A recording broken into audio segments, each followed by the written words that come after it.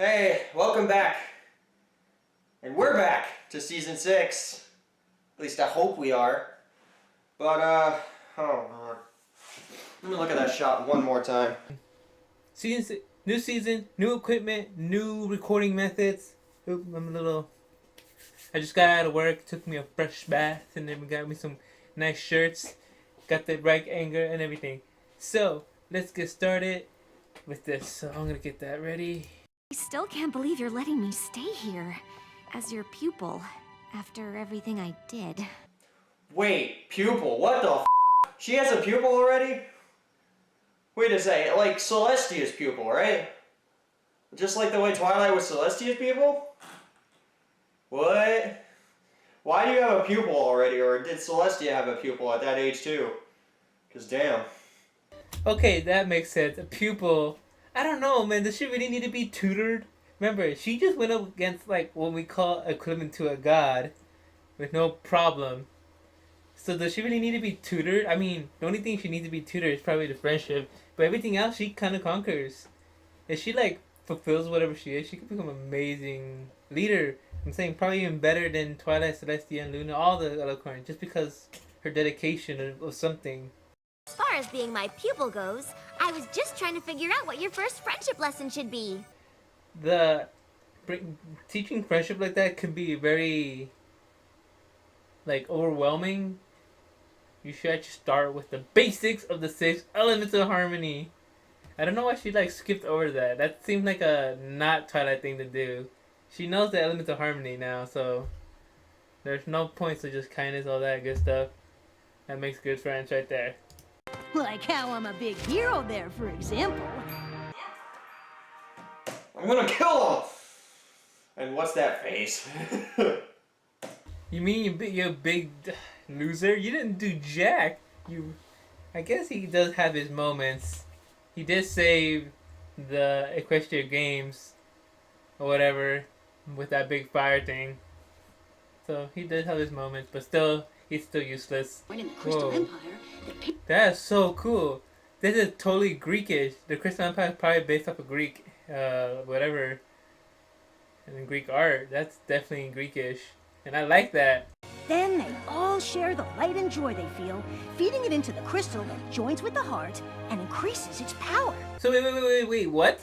So, okay, now I understand why they're able to do it, like why the Crystal Points did it, like they're able to do it like stay crystally form even after the thing in Twilight got it, cause they inject the crystal inside them, cause it looks like that's what they did. They join and that's why they're able to stay crystal mode forever, which is sick. I wonder if it could happen. It could be installed like or implanted into a pony that isn't from the Crystal Empire. Wouldn't that be interesting? The energy it uses to protect the Crystal Empire, I guess. Protect it from what? That's another interesting question, but what it has protected it from was King Sombra. So, just general protection is my guess. From Sombra, right? Or actually, what was it originally? Because, spoiler alert. For a big spoiler right here, right above my head. I don't know where you want to put it. This is from the comic book, right? Like, according to that, they still had to juice it up. They still had that that crystal fair every year, even though there was no threat before Sombra. And Sombra was there, and obviously he suffered. But what was the crystal even for? What's the point of the crystal heart before Sombra? Because Sombra with wisdom, and he wanted to be partaking, give it, but he couldn't. And now I'm really confused now what did she mean by that. Very interesting. I found out that's where the first pony you ever cared about lives. Sunburst? What is she so... The backstory, I still hate that backstory. Like, that backstory was so bad. Ugh. Seriously, you went through all that rampage and all that diabolical planning for that? So weak. It made the finale much weaker than it should have been. No, but I don't want her to think I'm not ready to learn, or that I'm not grateful for everything she's doing. It's funny. It's like how Twilight is, like in Lesson 0 or whatever. She starts panicking what Celestia thinks. It's very interesting how the student kind of reflects the teacher. I think it's a universal thing about when you finally have like that one person to teach you. You want to exceed their expectation. That is amazing messaging. That is so cool. That's sick. They should do that now more often instead of that fire thing, or the fire, but like make it into like a fireball instead of like a wispy wind. That's sick. Shining armor's a father. I'm an aunt. Why'd you go all French? Whatever that was. Like, I'm an aunt. Whatever it was straight up European. Oh my god.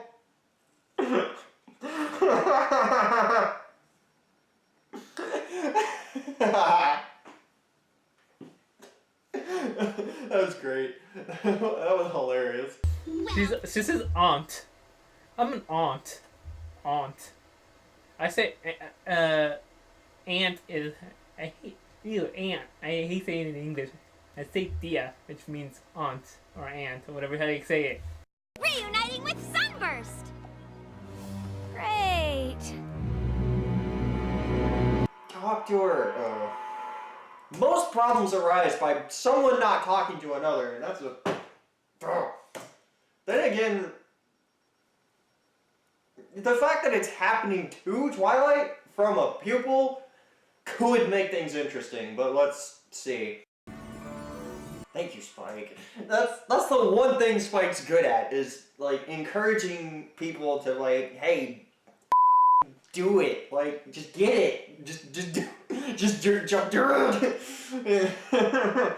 Just you know, just that's the one thing he's good at. Unfortunately, he's bad at most everything else.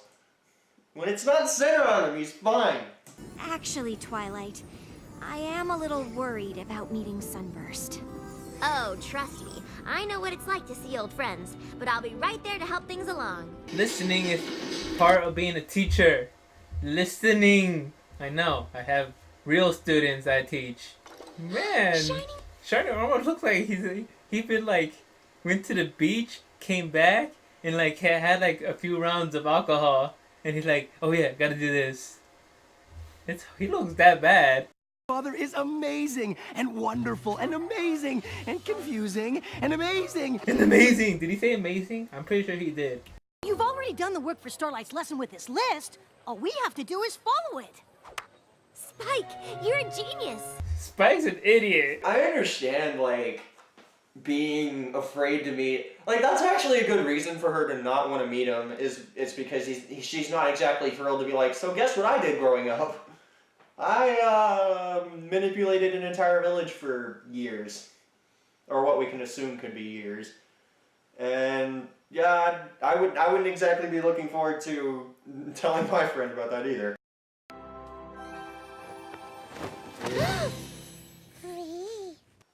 It's a baby alicorn. Like, would I mean? Wasn't this kind of obvious? Just kind of? Are you born to an alicorn? Become an alicorn baby? Or has that never happened before? This would be nice if this was explained, because we never really got... I mean, with associating Celestia and Luna with the sun and moon, fine, but at least explain how they got there. Like, that'd be nice. The birth of an alicorn is something Equestria has never seen. It is beyond even our understanding. Okay, BS. The little history digging. They are also born alicorns. I don't. They're saying they're from outside of Equestria, so this is like in Equestria. That's why.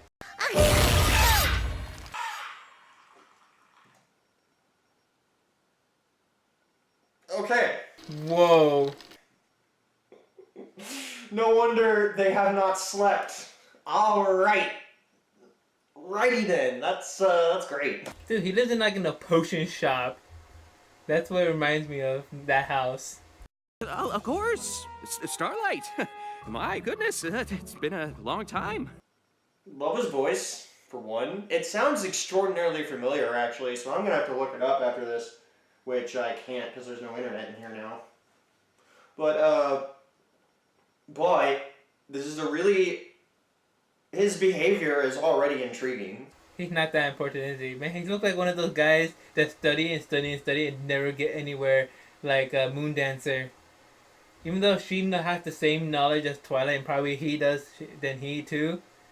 They end up way south. Look at her; she had no friends and lived in a broken down house. At least he has a decent house. I'm not ready. Dude, he's about to have a heart attack or something. Take a chill pill, man. You're like the supposed to be the chill big brother kind of figure. Did something happen to you after you left for magic school? What? No. Like you said, I'm a important wizard. Yeah, this is obvious, and it's just prolonged at this point. Like, how would this even be entertaining to a younger audience? It's just more awkward conversation. Pick it up already. That's sick.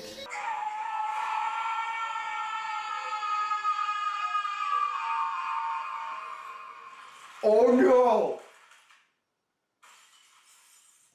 It broke. That's funny. Now let Sombra rise again. Rise, Sombra. Take what belongs to you rightfully. Okay, that just happened. So as long as Starlight and Sunburst are tied into whatever's going on here, it's great. But otherwise, this is a really questionable premiere so far. Oh, this was written by Josh Haber. This premiere? Okay, I completely glossed over that, but yeah. Josh Haber wrote the premiere. Got it. Without the Crystal Heart's magical protection, the entire city's about to become a winter wasteland. Okay, I got one question. Who thought like, perfect, snow everywhere. I'm gonna make a castle beyond recognition. How I'm gonna stop? Wouldn't it be easy just to like take a different plane? You know, I mean it's really north. I mean it doesn't even have to be the north. It could just be the border of the north. And if all else fails, ask them to share an embarrassing moment from their past. Maybe even something they regret. That's exact. Alright, fucking go through the entire list when that was what needed to be the thing the whole time.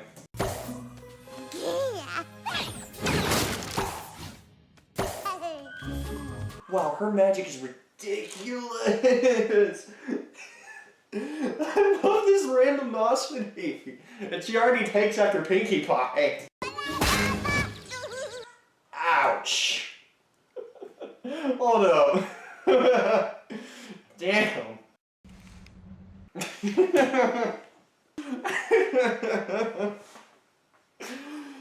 That reaction was great. I want to be somber, but I can't when they just... You can handle more than one book.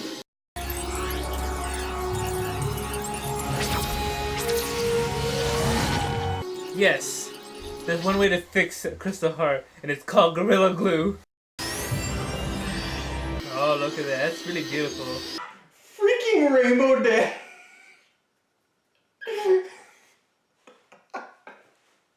Hayden, Starling, aren't we gonna name the poor little dear? Or are we gonna spend the entire visit just calling her the baby? Yeah, that's what we forgot. We just be calling the baby. There was no automatic names. Wait, you've been calling the baby for days? That's like messed up. You're calling, hey, how's the baby? Like, yeah, your child's okay. We were thinking Flurry Heart. I can dig it. Giving her the space to make her own decisions worked pretty well. Isn't that how Celestia taught you? You know, I never thought about it.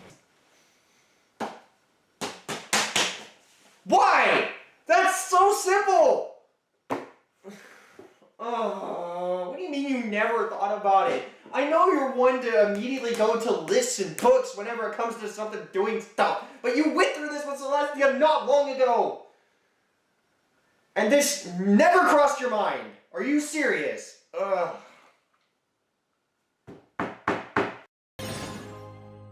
But, alright, so second half first off, way better, right? Because we got a lot less of the awkward stuff.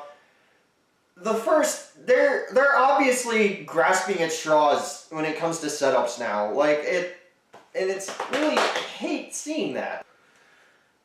And then you got the first half of Sunburst Starlight bit, which was obvious from the start what needed to happen. But that's a regular thing of the show. There's really no use complaining about that.